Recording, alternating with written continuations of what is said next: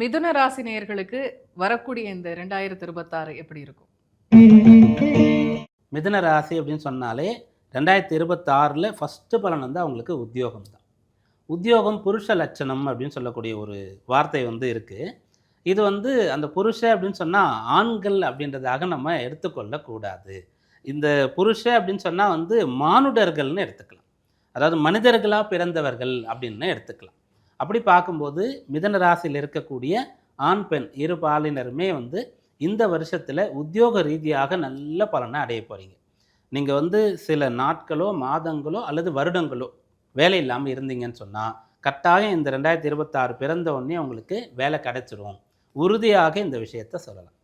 எதை பேஸ் பண்ணி இதை நம்ம சொல்கிறோன்னு கேட்டால், ஒன்று, உங்களுடைய ராசிக்கு ஜீவனாதிபதின்னு சொல்லக்கூடியவர் யார்? அதாவது ஜீவனம்னா உத்தியோகம், வேலை உங்களுக்கு கிடைக்கணும். அப்போ அதுக்கான கிரகம் யாருன்னு கேட்டால் குரு.